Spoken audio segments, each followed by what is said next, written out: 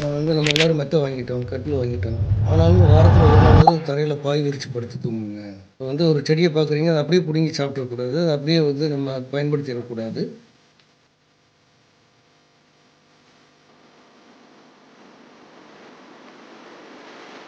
அதில் அவங்க சொல்லிக் கொடுத்த விஷயங்கள் நம்ம எல்லோரும் மெத்தை வாங்கிட்டோம், கட்டில் வாங்கிட்டோம். ஆனாலும் வாரத்தில் ஒரு நாளாவது தரையில் பாய் விரித்து படுத்து தூங்குங்க. அந்த மாதிரி. 2வது நம்ம இன்றைக்கெல்லாம் விதவிதமான கலர் கலரான டூத் பேஸ்ட் வந்துடுச்சு, பற்பசைகள். இந்த பற்பசைகள்லாம் நீங்கள் தவிர்க்கவே முடியாத சூழ்நிலையில் வாழ்ந்துட்டுருக்குறோம். ஒரு ஒரு நேரத்துக்கு ஒரு நாளைக்கு 2 வேளை பல் துலக்கிறவங்களும் இருக்கிறோம். ஒரு வேளையாவது பற்புடையில் விளக்குங்க அப்படின்னு அறிமுகப்படுத்தி வச்சாங்க. அதே மாதிரி தலைக்கு நிறைய கெமிக்கல்ஸு, அதே மாதிரி வாசனை திரவியங்கள் போட்ட ஹேர் ஆயில்ஸ், அதிலேருந்து ஒரு நாளாவது சாதாரணமாக மூலிகை தேங்காய் எண்ணெய் தேய்ச்சி பாருங்கள்.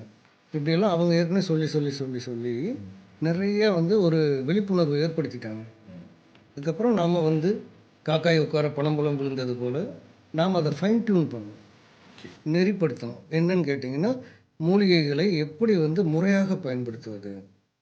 இப்போ ஒரு செடியை பார்க்குறீங்க, அதை அப்படியே பிடுங்கி சாப்பிடக்கூடாது, அதை அப்படியே நம்ம பயன்படுத்திடக்கூடாது.